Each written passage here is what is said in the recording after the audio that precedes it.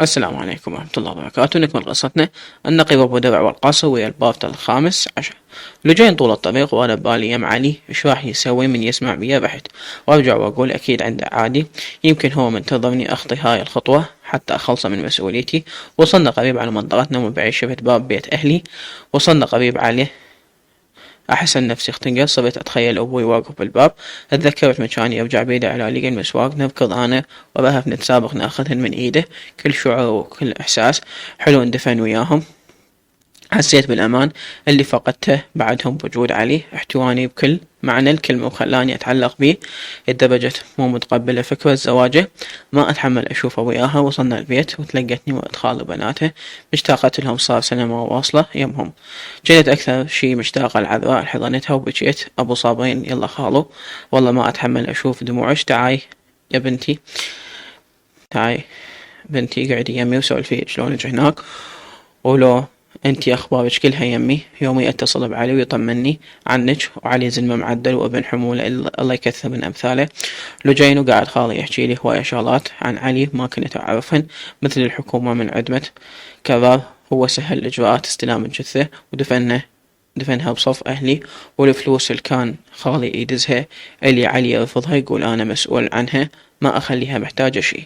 مرت خالي جابت الريوق نتريق، قعدنا كنا والبنات يسألني على دوامي، عدهن علم من خالي، وأكيد علي حاكي له رجوع للمدرسة. بعدين أخذني ورحت قعدنا بغرفتهن، يسألني شلون مرت هاي السنة وشلون بيت علي وياي. صرت أحكي لهم عن أم حسين وحنيتها وعن النسرين وطيبة قلبها، ومن خلال كلامي عنها اشتاقيت لها. أنا ما صار لي غير كم ساعة من إجيت. بعدها طلعنا يم خالي وزوجته، ما أعرف ليش صار عندي فضول أسأل عن عمامي صار بيهم طول هاي الفترة.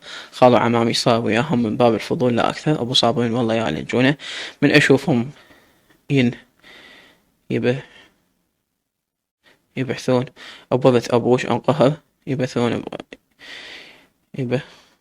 يبثون بورث أبوش أنقهر، بس ما طايح بيدي شي. عمك جواد اشترى سيارة أحدث موديل ومخلص سهر وعرق وعبده حتى أهله ما يوصل لهم، بس يجي بالمسواق ويرجع للنوادي. وقبل كم يوم كنا نحكي بيه بالقهوة، وسمعت من واحد من الشباب انه صاير مدمن على شرب كلش حتى الصبح بطلب بيده. وبالسنة عمك عدنان العاب هذا بحث آخر، صار يبلي تاجر مال مفروشات بالسوق، وفاتح 4 محلات، واحد بصف الثاني وطابقين سوا، وأضخم تاجر بالسوق هو بدون حتى ما يدخل ويا الشريك. والله يا بنتي كل اللي صفناها أقول هذا الحقير منين جاب كل هاي الفلوس فترة قصيرة؟ المثل حالته يقعد بطول عمره ما يجمع نص هالشي. طق فش صاب تاجر. ولا كلمة بين التجار، والله كل ما أفكر بكلام كباب الله يرحمه أقول أكيد هو القتلهم، كان منين جاب الفلوس هاي. لجين تدري خالو إذا صدق هو ورث موت أهلي ما يشفي غليلي أموت بإيدي. أبو صابرين بنتي ابعدي عنهم، ذولا لا يعرفون الله ولا رسوله حتى يعرفون الحلال والحرام. مو بعيد عليهم يقتلوك حتى يأخذون الورث الهم، خايف يعرفون بيك هنا ويسوون شي. لجين كلمة خالي صارت تمن براسي، معقولة توصل بيهم الحقارة هالدرجة؟ شنو من بشر ذولا؟ بعدها طلع خالي يجيب كم شغلة من السوق. صارت الساعة 12:30 وأنا قاعد على الكرسي بالمطبخ، ومرت خالي وبناتها يحضرون الغدا. دخل خالي بيده موبايله، أبو صابرين هاش خالو علي على الخط. لجين أحس قلبي رجف وإيدي كذلك، أخذت منه الموبايل وكملت. دخلت الغرفة، البنات سمعوا، وأول ما قلت ألو إجاني صوت يبعد. علي قسما بذات الله 10 دقايق وأوصل بيت خالج، وإذا ما لقات جاهزة أطلعك سهل مفهوم. لجين الموبايل بعد يوقع من ايدي وتبكت. قبل ما احكي سدب وجهي. دخلت يمهم بس بينت الوضع طبيعي، صح كانت اكو بقلبي خوفة منه، بس بينت نفسي قوية. ايش وقت اخاف منه وشي ايش يقدر يسوي لي مثلا؟ اندق الجرس ورجع الخوف يمتلكني. طلع خالي فتح له الباب ودخل الاستقبال. ابو صابرين الرجال يقول مستعجل ليش هيك خالي؟ فشلتيني قدامه خليتيني بموقف. عبالي الرجال عنده علم بجيتك طلع ما يدري. لجين خالو قل له ما اروح اريد ابقى هنا. ابو صابرين قومي بعد خالك وافتهمي منه لان مبين عصبي بسبب تصرفك، هو زلمتك ومسؤول عنك. أشوف من الأفضل تدخلين يمه وتشوفين ايش يريد. والله أنا مستحي منه، عايف ناسه وخطابة وجاي. لجين أنا من جيت البيت خالي غيرت ملابسي ولبست تراك أسود ومخطط بنيلي، ودخلت وحدي للاستقبال. شفته قاعد على الغنفة يهز برجليه بلا عترية، ودخلت. أول ما خطيت خطوة نهض من مكانه وتقدم لي بسرعة، سدد باب ولزم ايدي، دفعني على الحائط. ايدي اذتني لازمها قوي، حكى وصاك على اسنانه من العصبية. علي قلتي لي بايحة تبحين بكيفك مو هينة ست لجين، وهسه يا شاطرة تبحين تلبسين عباتك وحجابك وتجين ترجعين وياي. لجين جبيت ايدي منه وقلت له اعتذر عمو، بس انا ارتاح اكثر هنا، وليش تركت باجي شيماء بصيحات صباحيتكم؟ عيب منها هسه شو تقول علي؟ علي لجين لا تختبرين صبري، ترى وصلت حدها وياك. لجين تجين وياي لو اخذك بطريقتي. لجين درت وجهي قلت له اسفة، بس قررت ابقى يم بيت خالي. باللحظة سحبني من ايدي فتح الباب وطلع هو يجرني وراه. اجا خالي ومرته والبنات واقفات بباب المطبخ. علي خويا ابو صابرين. الظاهر لجين مستهانة بحقارة عمامها وما تعرف ذولا ايش يقدرون يسوون بسبب طمعهم وجشعهم. ابو صابرين والله حكيت لها، وحتى انا خايف عليها تبقى هنا مو امان وهي غريبة عليهم.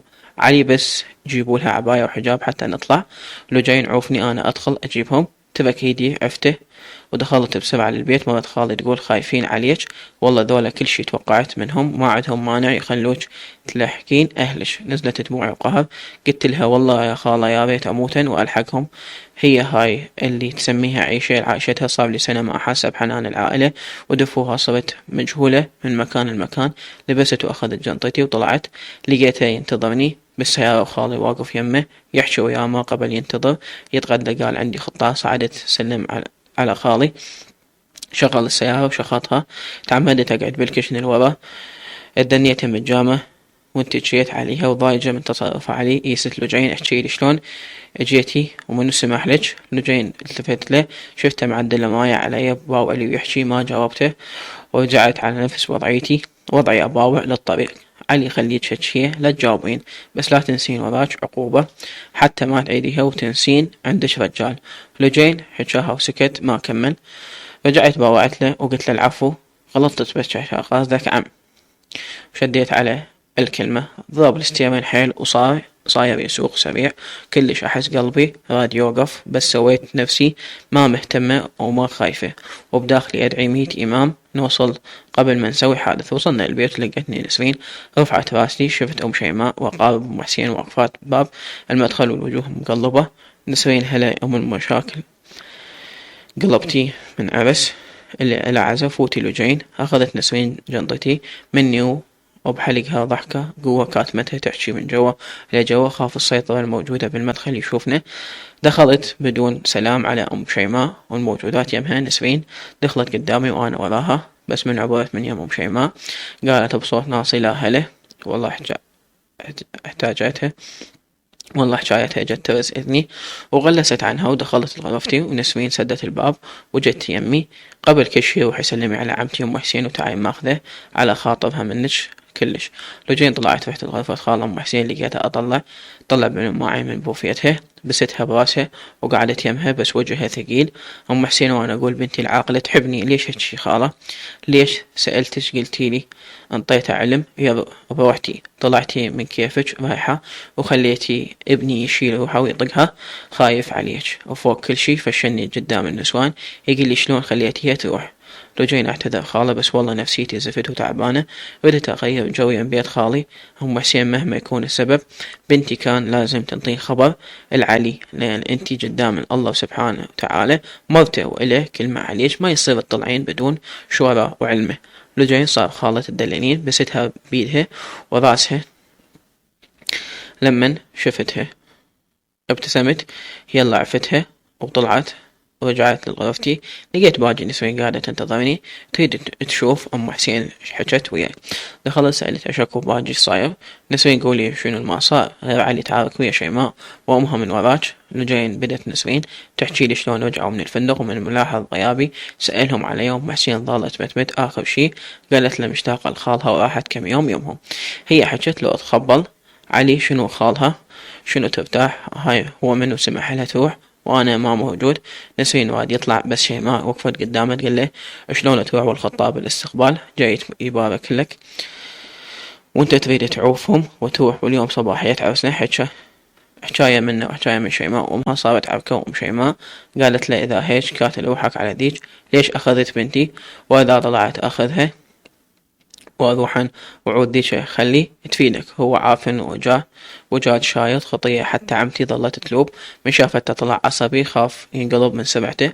وظلت المرأة تفضي وتقنع بأم شيماء وتقولها يتيمة وعمانهم وخوش ناس وعلي خايف عليها لا شو يسوون بيها. لو جاي لو عايفني يم بيت خالي أحسن ما حد طلب منه يرجعني. نسرين شوف هاي الثولة وليش لا تخليني أحكي والحكي بعده ما يفيد. تدرين سمعت شيماء أمهاتها يقولن راحت ما تحملت تشوف العرس وانتي قلتهن وانا قلتهن لا هي مشتاق الخوالها وراحت. لا تخلين يشمتن بيج وتثبتين عكس هالشي. تعالي طلعي يمي وراح نصب غدا تغدي وضحكي وسولفي بابكي شيماء بكل رحابة الصدى.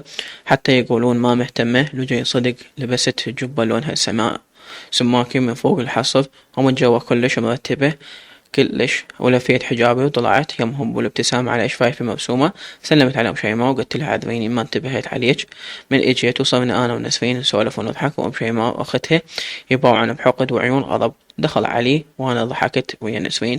هو بقى صافن عليه متفاجئ بيه من اجيت شكل وهسه الشكل اضحك وما دايره بال. عافنا وصعد الغرفة ونسرين قالت خرب يومك على اليمن. ضحكتي قلت لها بدون سبب انتي مو قلتي ضحكي وبيني لهم ما مهتمة نسرين يبوه وعلي انتي فطيرة. يعني اذا نسرين طلبت منك تشمرين روحك بالشط تشمرينها. لو جاي ابتسامة قلت لها الخاطرك اشمر روحي حتى لو بالنار. سحبتني وباستني بخدي نسرين ويسألوني ليش تحبيها هالقد ما يدون مطيبة عقلي بسوالفها وذني او عيونها لي خبلا. لو جاي بدينا نصب وانا انقل السفرة بيداء فرحانة لان رجعت وهنا تقول لي ها طولك بطول الكف سببتي للبيت سبيتي البيت سبي من تكبرين شت سوين. فرحتي اخوي بصباحية عرسه صدق ضجت من كلامها. يعني انا بقد بتها وضيم الدنيا على راسي وفوق كل شي. حتى الشخص اللي حسيته مجة اماني راح وتركني صفين. اتغدت العالم وشيماء شفتها من بعيد نزلت ودخلت الغرفة من النسوان. كانت لابسة الفستان الزيتوني من فوق مكشوف ومن جوا قصير للركبة بس شكلها مرتب أكثر من يوم الحنة. مكياجها خفيف ولا يقلها لو مخلية مكياج نفسها بيوم حنتها كان أحسن إلها لأن المكياج القوي والطوخ ما يلوق لها. هي ما شافتني لأن هواي نسوان واقفات وأنا ضايعة بينهن. كملت العالم الغدا وبدينا نغسل المواعين ونسوي شاي للخطة. بعد ما انتهى الغدا علي دخل وصعد غرفته. بعد نص ساعة نزل وقال كان مبين سابح لين مغير الدشداشة.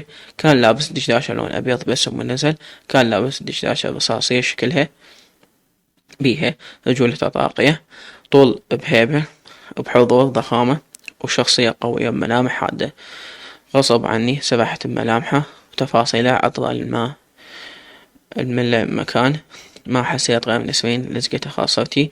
نسرين ديري وجهك فضحتيني قصيتي قص. لو جاي لابس هيجي كنا صافنا مو يمه. نسرين ادري دي عنه فضيها حتى نروح نقعد شوية انكسر ظهري من التعب. اقل لي الصدق انت سلمتي على شيء ما باركتي لها ولا لو جاي لا ما رحت يمها. شوفي امها شلون تباوع علي تريد تاكلني. خاف اروح ويهج من علي يبسط ظني. اضحك نسرين منو يفكر يبسطك وانا موجودة غير ما رايد اروحه تدنا يمك. لو جاي اضحك باجي باع عليهن عمالقة ينفخها نفخة وحدة يطيرني. نسرين عابت ما حد يسوي لي زين. دي ردت ابرز عضلات يمك بس اذا صرت السالفة صدق تلقيني اول مهزومين وحتى اقولهم ما اعرفها. نجين ضحكت وقلت لها صدق باجي ينطيج قلبك تعوفين. نسرين اضحك وداعتك اذا سالفة بيها كتل تلقيني بالشودة كالغزال. دخلنا يمهن قعدنا تغربت على شيء ما سلمت عليها وباركت له بس هي بقت على قعدتها بالقاع ما كلفت نفسها تقوم تسلم. انا دنقت سلمت عليها وهي قاعدة بدتني سلام بصورة طبيعية وابتسامة ورجعت تحكي ويا امها عفتين. طلعت غرفتي باكر سبت يعني عندي عطلة واليوم خلص وانا تعبان اعود باكر اقرا. طلعت ملابسي بالجنطة ورجعتهن للكنتور وبديت أرتب بيهن وأرجعهن لمكانهن. كملت طلعتهن من نسوين بدن يحضرن بالعشاء لأن هاي عادتهم الخطاب ما يخلص منها الأسبوع ورا الأرس. يجون الغداء وعشاء والنسوان تطبخ، عكسنا إحنا ننفضها بيوم واحد وبس. بالزفة نطبخ عشاء وتالي يوم الناس تجي شوية تبارك وتروح. وبديت ويانا اشتغل، هن يطبخن وانا اجيب واحطن يمهن. كل شوية ودزني اجيب شغلة منا لمن كمل الطبخ. وتعشيت انا وراحت انا بتلاقي غدة خيوط. لو مخليني يم بيت خالي ولا هالتعب، يمكن جابني حتى يكرمون علي بالشغل. صارت الساعة 10:30 والبيت هدأ شوية، بقوا بس الأولاد بيداء وهنا قاعدين. وأم شيماء تعشت وراحت هي وأختها وبناتها، أخذت ملابسي ودخلت الحمام أسبح حتى أنام تشفي من التعب. كملت سبح وطلعت لغرفتي وقفت قدام المايه مشط. فجأة انفتح الباب، دخلت شيماء بسرعة سددت وراها. بقيت متفاجئة من دخولها بهالشكل، كانت لابسة الباب وسددتها من النص. وقفت قدامي خوصرة ومدت ايدها على الباب، فتحت الدهمة وبين شنو لابسة جوا. كانت لابسة لسية النوم الماروني الشفاف القصير كلش الدرجة مبين جسمها. عبالك ما لابسة شي شيماء؟ اسمعي ولج، خاف عبالك نسيت الشي سويتي بيه اليوم بالقرآن. أنا أدفعك ثمنه غالي، لهسه ما تعرفين من شيماء. والهوسة صارت اليوم بالصباحية عفسي راح أطلعها من خشمك. ومثل ما علي جابك ورجعك بيده، راح يجي يوم وأخليه يشمرك برا البيت بيده، فهمتي؟